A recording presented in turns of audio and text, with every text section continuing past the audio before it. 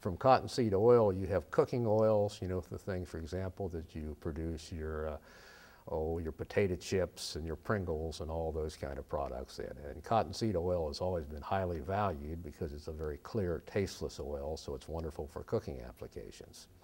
But again, this pure form of cellulose, the liners that we use, that makes it ideal for applications. I mentioned thickeners that go into the personal care products I mentioned. They go into low-fat dairy products. You can't have butterfat in them anymore, so you have to have something to have the right consistency and the right mouthfeel. They go into paints and lacquers that are on your automobile. They also go into cotton content papers. If you're just going to have a sheet of paper and you're going to write on it and throw it away, well, making the paper out of wood is just fine. But if you want something like your wedding announcement, where you want to hang it on the wall and keep it for a long time, cotton content paper will not yellow over time, so it will maintain its good appearance for a much longer period. It has strength in it. All of the currencies in the world have some cotton fibers in their constructions, that we provide fibers for currency manufacturers. Our business does change. I'll give you an example of a recent advancement.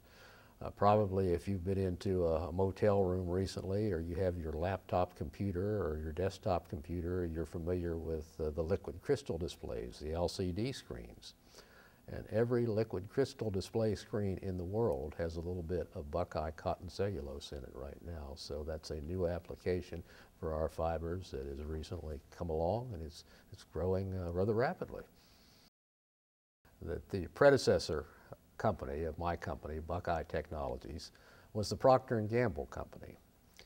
And shortly after the turn of the century, Procter & Gamble had an idea for a shortening product, which they called Crisco, which you may have heard of.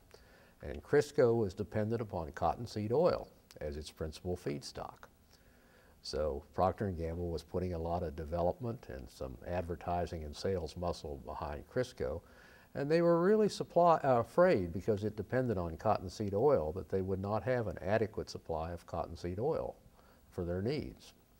So they went around the Old South buying up a lot of the so-called oil mills facilities. You raise cotton for the staple fiber, and you take it to the gin, where you take off the fiber for the textile industry, and then you send the seed on to, usually to an oil mill, where it's processed into cottonseed oil and animal feed.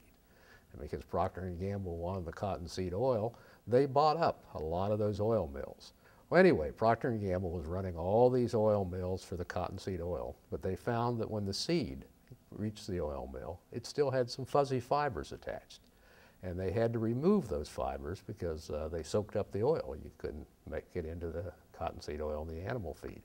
And they were a landfill problem. Originally, they just had to take them out and bury them. So they put some chemists to work on the problem, and they found them to be a very pure form of cellulose.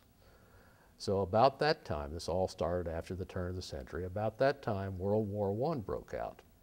And the U.S. government asked Procter & Gamble to work with DuPont and Hercules and people like that to transform this pure cellulose into nitrocellulose dynamite to support the war effort. And so Procter & Gamble built a facility over in Atlanta to do this. And during World War I, they made nitrocellulose, chemical cellulose over in Atlanta, and learned how to do that.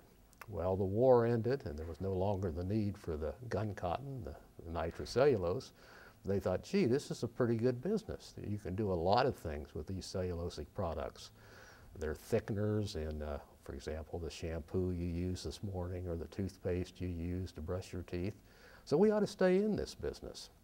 But the problem was over in Atlanta that the water supply was not perfect for manufacturing processes.